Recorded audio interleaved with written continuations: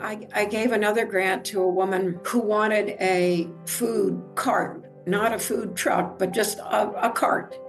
She had all the finances figured out. She could have that done for about $1,000 and buy some food to start stocking it. And she now owns 3 restaurants. That's amazing. It's amazing. That's self-actualizing. That is. And that's the thing about self-actualization is that you have to do it on your own. You can't just give somebody, if you had given her 3 restaurants, they would no longer be in business. And that's what people don't understand, I think, about truly helping someone to find self-actualization, to be able to find purpose and fulfillment, is that they have to do it on their own. We're so tempted. I work with so many people who are helpers, we're healers. We want the world to be better. We're always wanting to help people. But when you go too far in doing things for others, you take away their ability to do things for themselves. And your whole thing, Jo, is all about power and self-empowerment. And that's the key to success and survival. Great title for a podcast, Blessings. Thank you. Yes, I love it. What a great meditation. We are here to learn in the spirit of life. I'm all about believe. You're about spreading blessings. It's great. What about your blessings? What's the biggest blessing of life? What a great question. Because it's the Blessings podcast, I have to ask you, what is your biggest lesson in life? My biggest lesson in life. A whole lot of conversations with people about life and how those things manifest as blessings and lessons, and sometimes both. It's my connection. You're going to get schooled. The journey is the journey. What you and me are searching for are the blessings in this life. Remember the reality of how sweet people are. Spread blessings around the world. You are the most remarkable energy. You make me pause, make me excited, make me think, and make me spontaneously come up with an answer. This is another one of those great moments in time in my life. Thank you for reaching out to ask if I would do the show.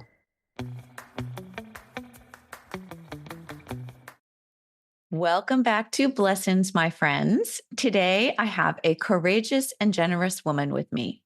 She believes that every woman has the inherent right to live free of violence, and she has devoted her life to seeing that her mission impacts as many women as possible. She is the author of It Takes a Woman to Empower Women, which is a roadmap to financial self-sufficiency and transformation for victims of abuse. Her name is Johanna Crawford. And Jo loves to encourage women to explore their dreams and to see that dreams are not just pie in the sky, but they are attainable with the right actions and clear goals, and perhaps with a little help from someone like her. Welcome, Johanna Crawford, to the show. Thank you for such a wonderful introduction. You're welcome. I am wondering, after reading your book and speaking to you a little bit ahead of time, I'm wondering, what is it like to witness that light bulb moment when women realize that they can take control of their lives, that they actually have a choice? It's pretty amazing. And obviously, it's very emotional. I started out working with survivors of domestic violence in 2004. And actually, I don't even call domestic violence anymore. And I didn't coin this phrase, somebody else did, but it's really better described as intimate terrorism, because it really is being terrorized by somebody that you are intimate with. And I don't necessarily mean sexually intimate. Parents, obviously partners. It is even in the workplace, it's everywhere. So anyway, I started working with survivors of domestic intimate terrorism, and I saw that there was a missing piece for these women to have the financial, even very small ability to take the first step in the rest of their lives to create something new. But most of these, and I always call them survivors, not victims, because they are survivors and took responsibility for their lives. They needed to understand, first of all, that they deserved to have a dream. When I started working with them, I knew it would be self-esteem that I was working with. Then I came to realize that underlying the self-esteem was worthiness. And then many years later, I came to understand that underlying worthiness is self-forgiveness. Because we as survivors have always been told what we've done wrong, never what we've done right. And I speak about abuse as being on a spectrum from, say, microaggressions or gaslighting all the way up through homicide. So I think all women are survivors of what I call the isms: sexism, racism, anti-Semitism. We live in a patriarchy. We're born into a patriarchy. So we have that kind of going against us to start with. I remember my mom saying to me, "Can't you just behave? Can't you just be nice?" And from my childhood, I became a really angry teenager, so I probably wasn't very nice. But we need to be able to forgive ourselves of not just what we might have said or done to an individual or not done that we should have done. I'm not talking about individual events. I'm talking about a overall forgiveness for anything we may have done or ever would have done, because we are only human. We are all trying to do the best that we can do with the tools that we have at the moment. When I started working with the survivors, we had to figure out how to work with some self-forgiveness, but then work with the worthiness so we could dream. Yeah. What I would say, and what I will say to your listeners too, is that we are all worthy of our very best lives just because we breathe, just because we walk on the planet, not for any special reason at all. And if you think your best friend is worthy or your daughter's worthy, you're just as worthy as they are. So that's how we started working, was with the worthiness and then creating dreams. And when you talk about dreams, I think it's really cool because many of us use the term dreams to think about things that are somehow unattainable. Like the idea of calling it a dream makes it seem as if it's not real. But in fact, dreams and our aspirations and goals that we have for ourselves are very real and very attainable.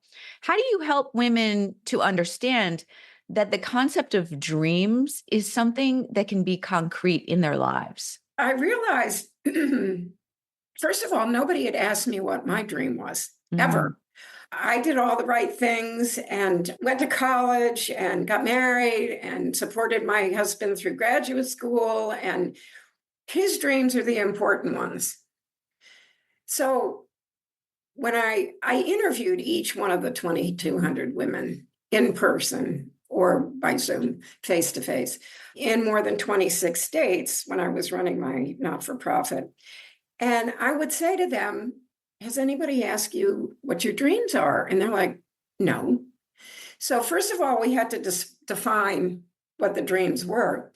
And what I really needed to do was create a life plan and boil it down to the first step, because that's all we could afford to help them with financially. Yeah, but there is something really interesting about, so just to recap a little bit, you ran this non-for-profit organization that helped to get women self-sufficient, to get them on their feet, to understand that they could get out of a situation that was terrorizing them in whatever way that was relevant to them. And I loved that what you did, that you, by making this plan, boiling it down to a first step, you were able to provide for them something that was attainable for the organization to give. And also, at the same time, it was the one tool that they could use to get their lives back on track. So like in one case, you gave a woman a sewing machine. And from that, she was able to start a tailoring business and changed her entire life. If you had given her more than that sewing machine, she wouldn't have been doing it on her own. And so we need to teach people how to fish. And that's what you did. You gave her that fishing rod, that sewing machine, so that she could catch her own fish. Otherwise, we take away people's lessons. We take away their self-sufficiency. We take away their power by giving them too much in some cases. What do you think about that? My basic belief is that every woman not only deserves the best, but has the power to create it. And that is one of my absolutely core beliefs.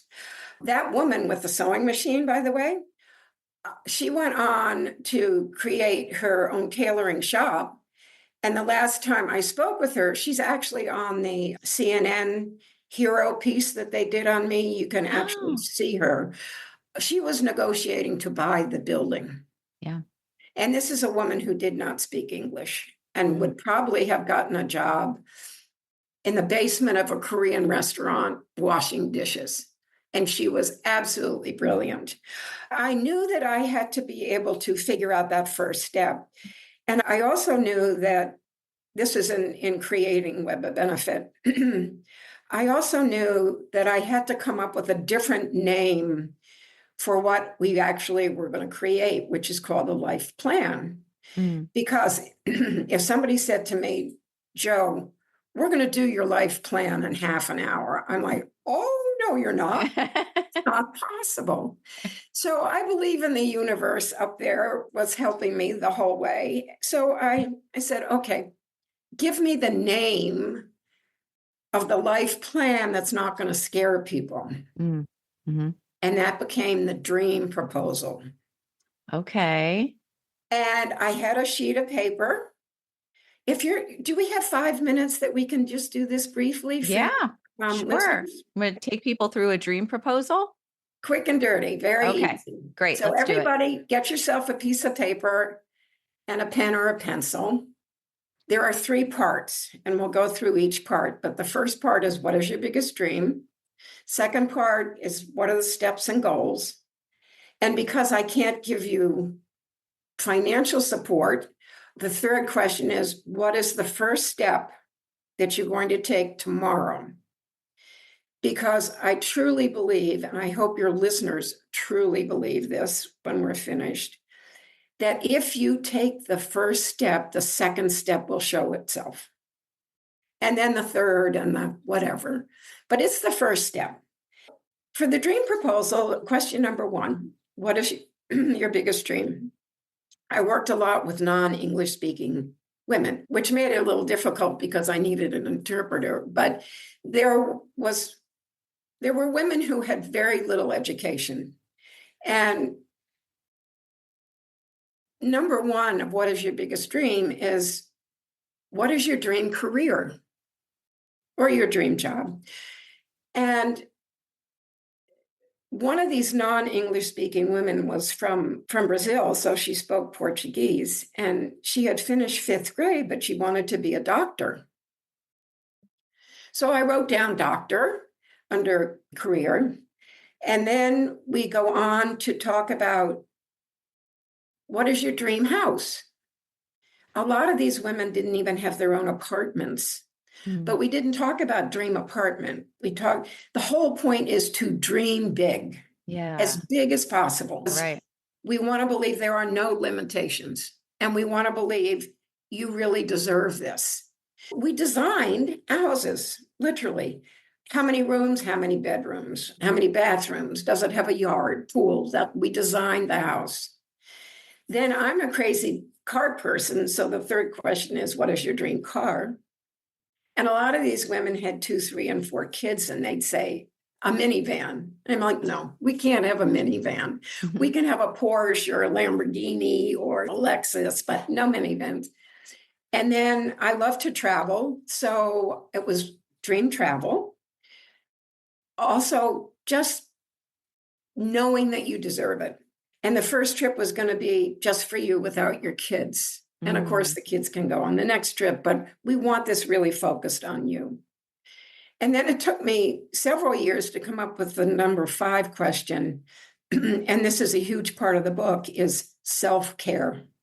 You need to have self-care under that dream piece. There were women who didn't have 15 minutes in a day for self-care. So we have those 5 questions answered. Fill in as much as you want and as intricately as you can. So then are the steps and the goals. So let's take the woman from Brazil, 5th grade education, who wants to be a doctor. What are the steps and goals to get to that career? So A, we need to learn English. There are free English classes available. B, we need a GED. There are free GED classes available. Then you can get to a community college, and then a 4-year college, and then to medical school. So we broke everything down into steps. Then we got to what does she need for finances for the first step for tomorrow. And the first step for tomorrow was to get to the English classes because she needed that before the GED. So the English class is free, but she needed transportation money. And she needed a laptop. So we gave her transportation money for 6 months, and we gave her a laptop, and there was enough left over that we could help her with her application to a community college. That was all for less than $1,000, which was about the maximum that we could give. So that's how it works. Wow. So whatever your steps and goals are tomorrow, just think about what is the first one that you take. Yeah, the first step. And then even to put the monetary amount on it, to say the first step that's less than $1,000, and even something less if you're in different shoes and you're doing it on your own, maybe less than $100. What can you do for free or less than a certain amount that can move you one step in the right direction? And then I love what you said about the second step will appear in the third, and that's the way it works. It's exactly the way it works. Right. So Jo, can you tell us a little bit about your own story and what inspired you to feel so strongly about combating this intimate terrorism? I know that you had some difficult circumstances in your childhood. Would you tell us the story? Oh, sure. I was born and brought up in a white middle-class neighborhood outside of Philadelphia. And I was born in the 1940s. So you can tell how old I am. And my father was a severe, angry alcoholic who was very abusive to my mother and my brother. Luckily, he was not abusive to me because I think he knew probably from a very early age that I would have gone to the neighbors or done something. But anyway, he was abusive to my mom and my brother. And I grew up watching that. And then he would be in and out of the house, which is the norm for domestic, intimate terrorism relationships. It takes a woman an average of 7 times to actually break a relationship. 7 times. Think of that. Wow. I remember my mother would call the police. Now, this is in the 1950s. My mother would call the police, and I remember vividly sitting on the top step in the house and a policeman being there saying to my mother, "Fix your marriage." That's really not helpful. Finally, when I was 13, my father came home and attempted to strangle my mother while she was in bed. My brother's 4 years older than I am. So he was 17 and I was 13. And we got him off of her and out of the house. And that was the end. He never came back again. It took her a long time to divorce him. But so anyway, I continued through high school and college and got married and had kids. And I'm a for-profit kind of girl. My background is finance and management. But when I was in my mid-50s, I thought, I now have time where I can do some volunteer work. And I'd like to do something. At that time, I didn't call it intimate terrorism, but do something about that. So I volunteered at a phenomenal crisis shelter in the Boston area in the crisis hotline. And a woman called and asked if we had beds available for her and her 2 kids, and we did. And she got accepted, and I picked her up. We couldn't tell anybody where the shelter was, so I picked her up, and she was standing on a corner. She had fled the Midwest. She was standing on the corner with her 2 young kids in a black trash bag with all their belongings. Mm-hmm. And they had just gotten off a bus. And I took her to the shelter and I got them organized in their room. And I went back up to the phone.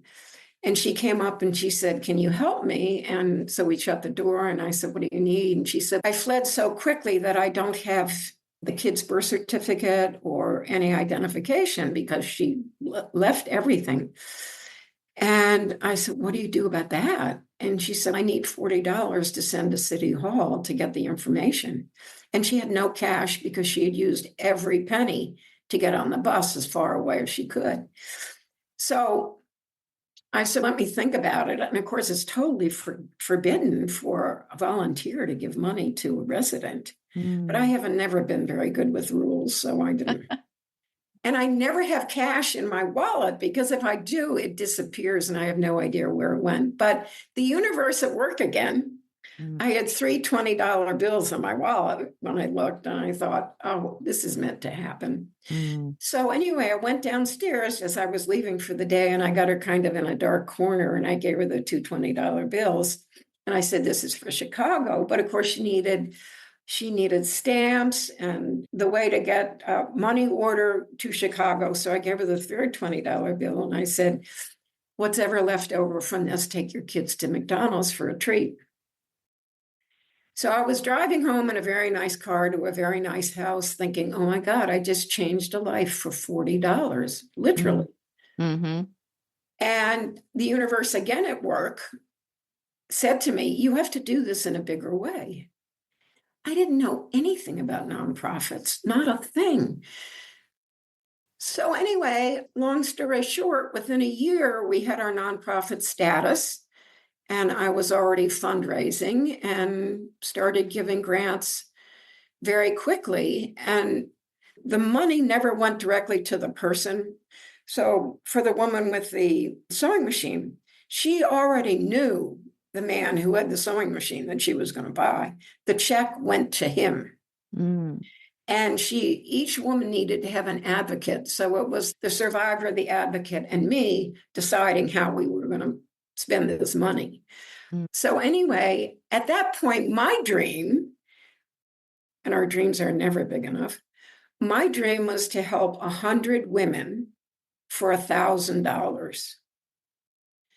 It was 2,200 women, and ultimately almost $1.5 million. Wow, that's crazy. And this is all just sparked from something you learned from your childhood experience. It was the motivation for me to try to do something about the horrible things that women have to survive. Yeah. And it's also a really shining example of how we can make something good from something bad. Right. It's so true. And I think it's also an example that good things start from the bottom up. They do not start from the top down.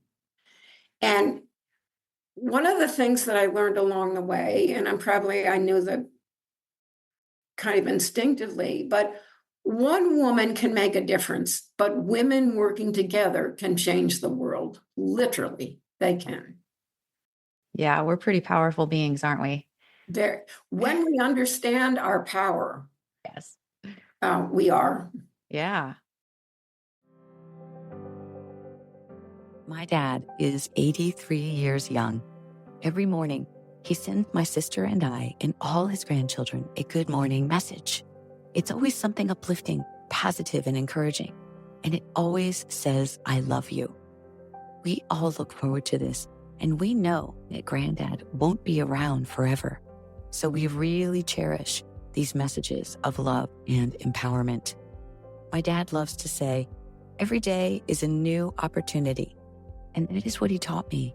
That, along with how to work smarter, hold family dear, and go after my dreams. I know there are people out there who go through the motions every day with no one saying good morning, no encouraging word, and to support a positive mindset.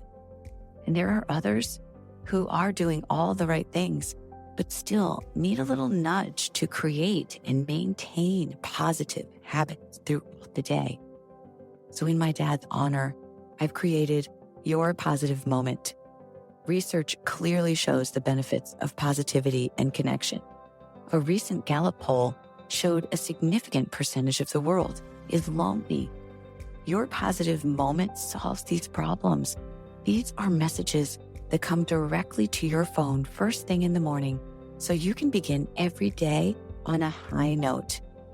The message includes a loving greeting, an affirmation, a daily reflection, and an easy action step to get you going in the direction of growth and fulfillment and transformation, and to help you stack up good habits.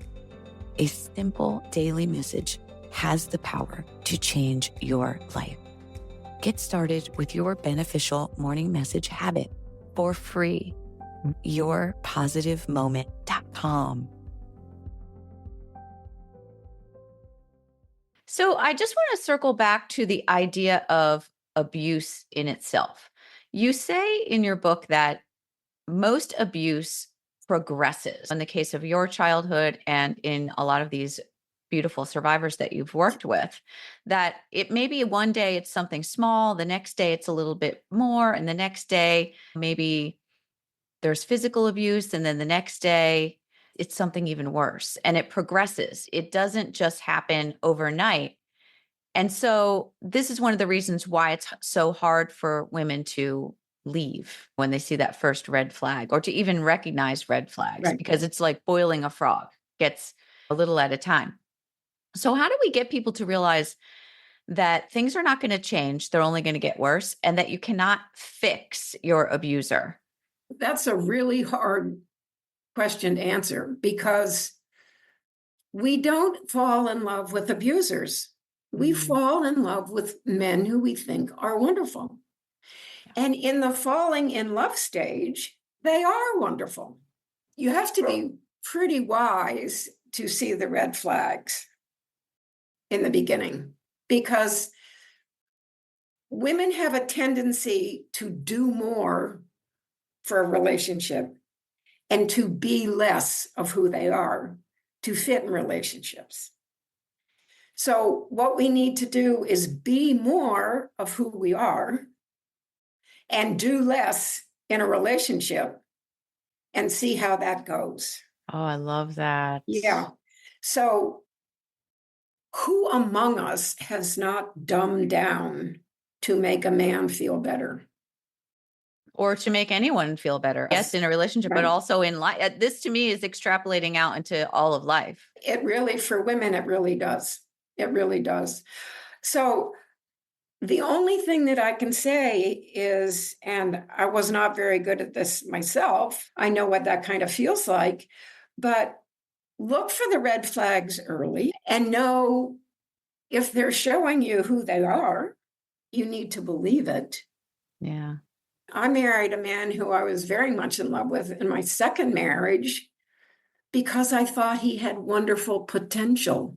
Do not marry or become involved for potential. It's not going to happen.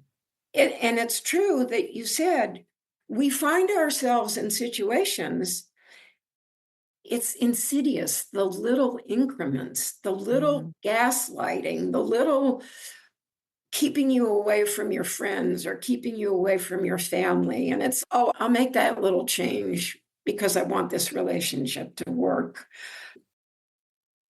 Then we get to a situation where it's like, oh my God, how did I get here? But no, you are not alone. You are never alone. At the end of the book and online, there are resources for you everywhere.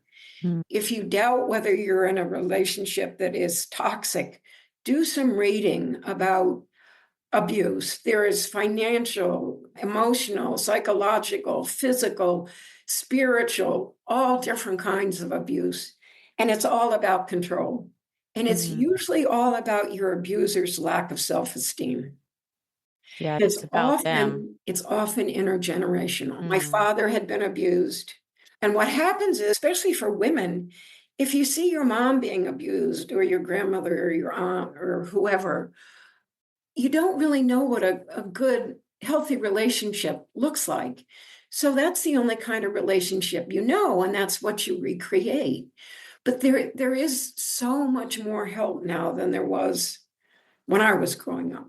And lots of resources at the end of the book, but there are always domestic violence agencies close to you. And you don't have to go and live at a crisis shelter. They do outreach work in communities. So just know you are not alone. And I think every woman on the planet knows multiple women who have been through abuse.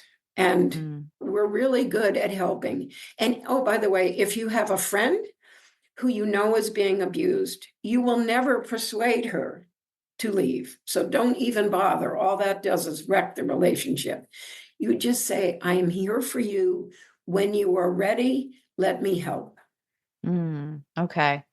That's a good point. Yeah. It's very hard to stand by and watch anyone suffering from anything, and particularly in an abusive situation. And it's always interesting to me that people that don't realize that what their relationship is actually characterized as abusive or unhealthy at a minimum. I was just reading a Reddit forum the other day, and someone made a post about something in their relationship, and they mentioned that their husband had hit them. And they were questioning whether they had done something wrong. And people in the comments just lit up like, you're in an abusive relationship. You have to get out of there, leave him. They don't hold back on Reddit. And sometimes it does take other eyes on your situation to help you realize what's really going on. But I do agree that I think when it's a close friend, it's sticky. Like you can't, when you do try to tell them, it often does turn back on you and it can ruin the relationship. That's true. Right. What I would say to women, if you think it's abuse. If you have to ask the question, Right. It's abuse. That's right. Right. Yeah. And in this day and age, it's very hard to find beds at crisis shelters. From crisis shelters to find housing after that is very difficult. And an awful lot of women find that they have to stay for financial reasons. Yes. And that is really tough, and especially when you have young kids. But oftentimes unless you have friend or family, and that can be dangerous as well. Because obviously when you leave, that's the most dangerous time because he will come after you, but they're stuck. And that is a sad reality. Yes, it is. But there is always a solution. I think that I think you have to be, the sad fact is you have to be willing to give up everything to get you and your kids out of there to a safe space. And a lot of people weigh that. Is it worth giving up everything? Is it really that bad, they say? Most women who stay because of financial reasons. Yeah. Yeah. And then they look around, and a lot of times there are people they know or people in their family who've also been hit or yelled at, and they think this is normal. And it's not normal at all. No. If it feels bad, it is bad. Right. So you say in your book that these women that are going through this are in survival mode. And you say that when you are in survival mode, that you don't dream. And so this has to do with Maslow's hierarchy of needs. We have basic human needs. And when those basic human needs are not met, and we are in that fight or flight survival all the time, we're not able to access the higher levels of thinking, the higher levels of being, existing in the world, the more nuanced things like fulfillment and purpose. Those things go out the window. So what's your experience in working with women and actually seeing them, maybe even for the first time, realize that they can have a purpose, that their life is meaningful? When I was creating Web of Benefit, I realized that women needed to be out of the abuse for at least 6 months to be stable. And that was a criteria. And all the advocates knew that was a criteria. Because before 6 months, you can't make decisions, basically. So the advocates did the vetting for me because I didn't know all these women's stories, but the advocates did. So they would only come to me and recommend, and they had to be recommended to me, a woman that they knew was capable of deciding what that first step was going to be, because our funding was so limited that I could not afford to make a mistake. And I refused to make a mistake. And I'm sure in the 2,200 women, I did make mistakes, but luckily I didn't know about them. And I had some women come to me who were so angry that they were not capable of making the decision about what they wanted to do. And I didn't turn them down, but we talked at length about the anger. And I said, you need to do something about this with help, and come back to me in 6 months and we will create a grant for you. And I don't think any of those women ever came back because they had not dealt with their anger. And anger is understandable. And you deserve your anger. I think anger, actually, I had a wonderful spiritual mentor that said to me, anger is an angel in disguise because it tells you that something is wrong. And when you are angry, if you can figure out why you are angry, then you can take the steps to right whatever the wrong is. Anger is a surface emotion, and there's always something that belies it. It's usually fear or hurt. It was a lot of it was total fear. Yeah.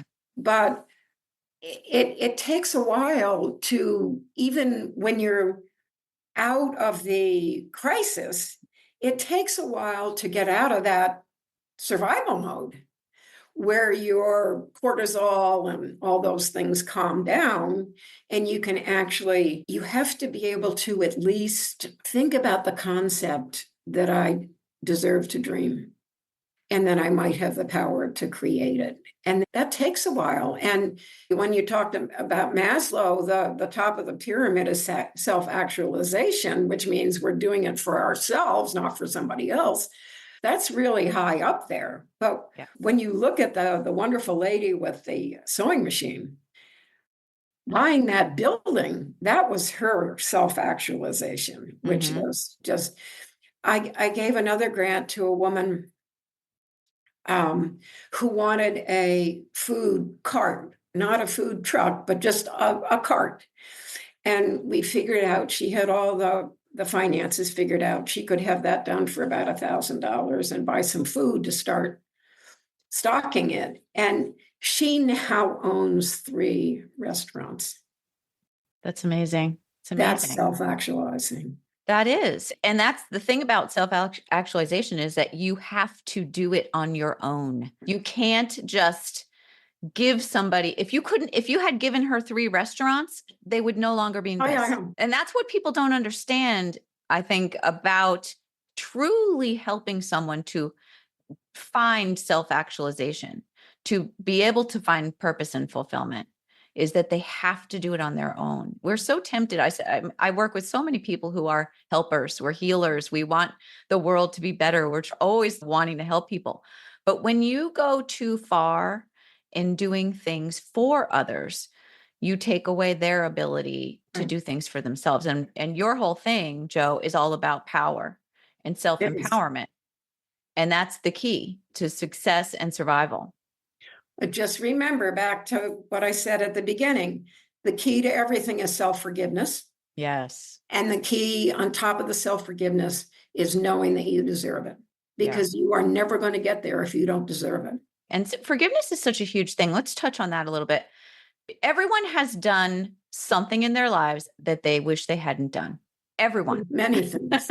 And these could be little things, they could be big things. It does not matter what you did when you didn't know any better, now that you know better. And I think I just heard someone say this, that the worst thing we can do as humans is to not learn and grow from our mistakes. And I don't even believe in the word mistakes personally. I think everything is an opportunity for growth. But from those times in our lives, those experiences that have been difficult, and we may have done things that we wish we hadn't done, we got to forgive ourselves. I'm with you too, because I think mistakes are lessons. They are. And I think knowing who we are and why do we even walk on the planet is pretty important. And I happen to believe I'm here to learn my lessons. And I believe there are archetypal lessons that we're all here to learn. But I think the self-forgiveness piece is basic humanity. We are imperfect human beings walking in a very difficult place on this earth, just trying to do the best that we can do and the next right thing. We're all imperfect. There's none of us who doesn't need forgiveness somewhere along the line. And then that leads me to that little perfect 5-year-old who's inside of you that needs to be loved. Mm-hmm. And now at my very late age, I can say, I love you, little Joe, and really know that sweet little thing deserves to be loved, even though I am grossly imperfect and probably say things on a daily basis that I could have said better or been better, but we're just trying to do our best, I think. We all are. We are all trying to do our best. And it's very hard to change the beliefs and choices that you didn't realize that you had power over. And then once you realize that, Maya Angelou's famous quote about once you know better, you can do better. Right. And that's how you get to know better, is by making mistakes and saying, or making those experiences happen in your life and saying to yourself, all right, this happened. I really wish it hadn't. I feel bad about it. It's causing me shame. But what did I learn from it? And then if you can recognize that you have learned, then you have transformed. That is where forgiveness has to come and follow. It just has to be an overall, I forgive myself. Nothing specific. It's past, present, and future.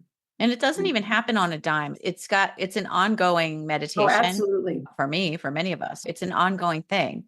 And to think that you're worthy, and to recognize in certain situations where you're fallen down again, and to say, oh, why am I feeling this way now? Why am I not realizing that I am worthy? Where's my confidence? And ask yourself those questions, Right. and you'll get the answers. The Maya Angelou quote reminds me that I think it was Dan Siegel that said, name it to tame it.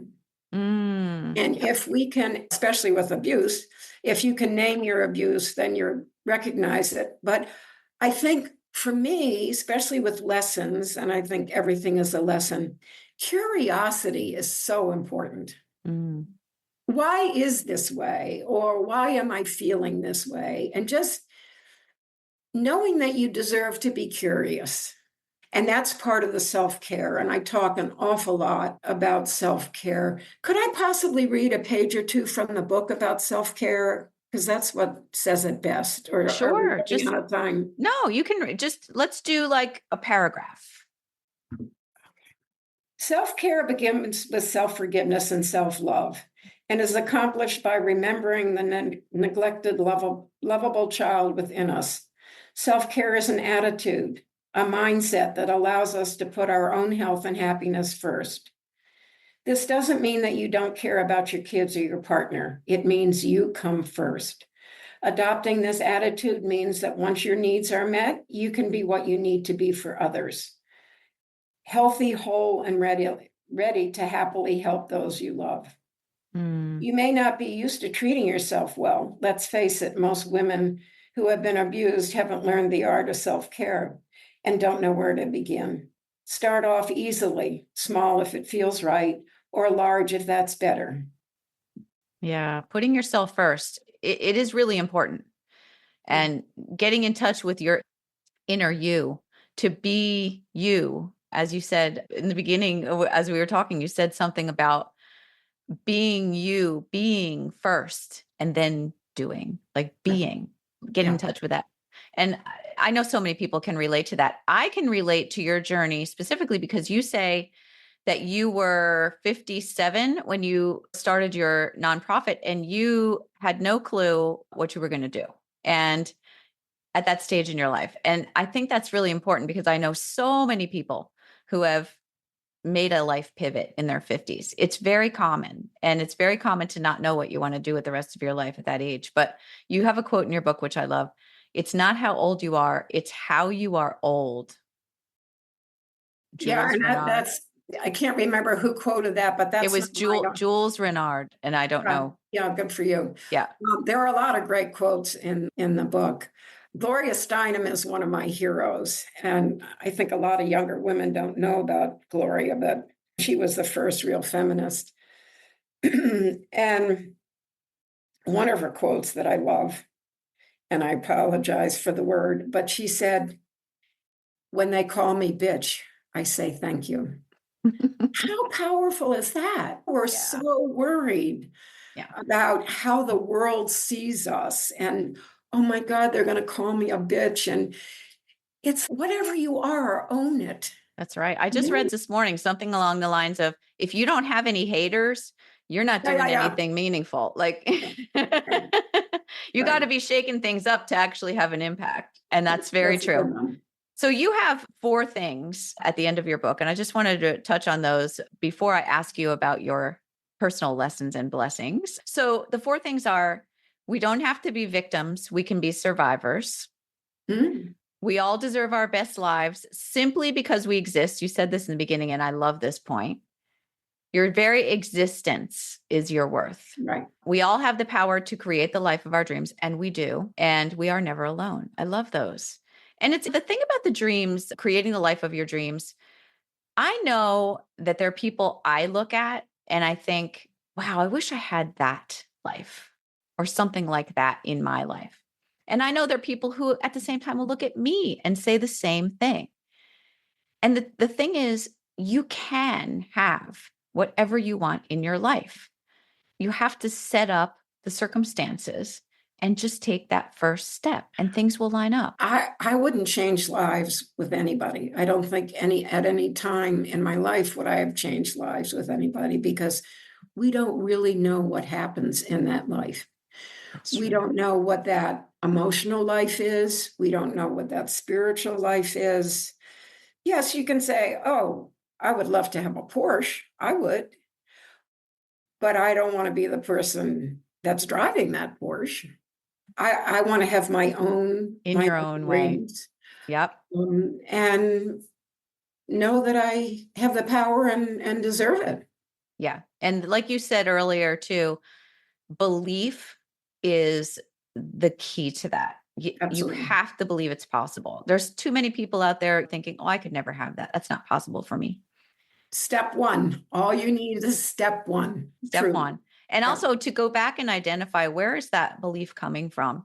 Did I choose that belief, or did someone choose that for me? And how can I change it? Right. I do oftentimes say, actually, I said it today, that our brains are full of misperceptions. As I said earlier, my mother said, can't you just be nice? So my perception from a very early age was that I wasn't nice. So I think in the self-forgiveness piece, we need to look at our core beliefs. I'm a nice person. I'm a lovable person, or the reverse. And there is not one woman among us that doesn't have terrible self-talk. Our self-talk, we would not talk to a friend the way we talk to ourselves or our children or anybody else. So if I do something, I'll say, oh, Joe, you're so stupid. And it's no, stop that self-talk. But then again, you have to name it to tame it. But to recognize that all of us, every single one of us, has the power.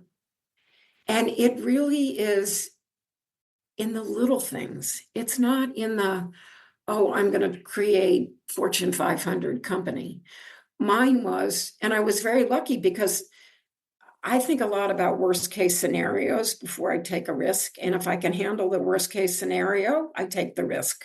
And there are not many scenarios that I can't handle. But with the nonprofit, I had nothing to lose. Even if I only helped 10 women and didn't help 100, I would have helped 10 women. But then if you're doing the right thing, the universe will support you. Yeah, it sure will. So what would you say are your biggest lessons in life? I think one of my really big lessons was boundaries. Again, being more and doing less. I was a terrible control freak. I had to hold tight onto everything because I think as a kid, I didn't have control over anything, and ruined stuff, ruined relationships because I had to be in control.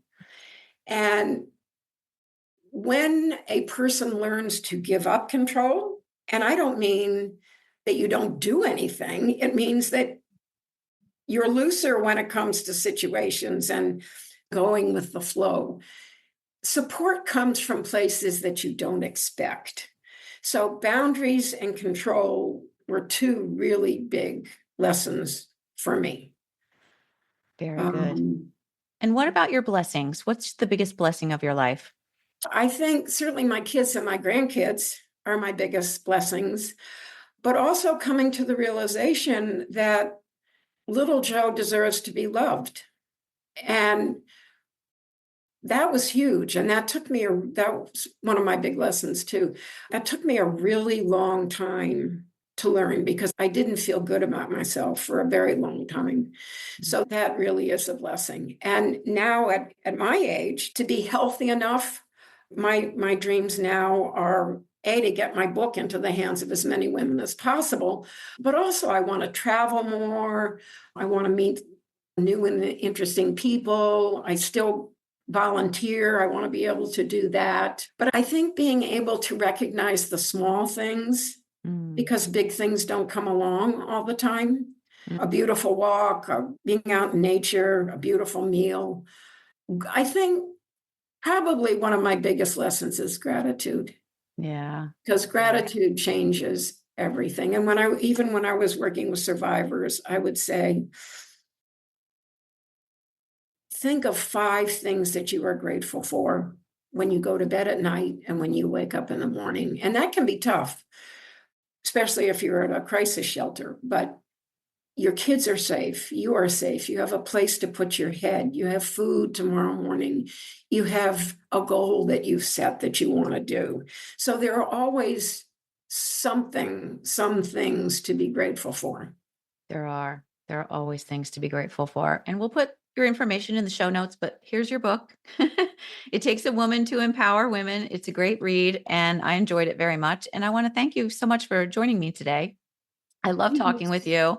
You have so many great insights and I think you're an inspiration to us all.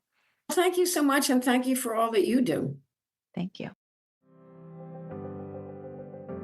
Hey, everybody still listening. Will you go give a 5-star review to this podcast?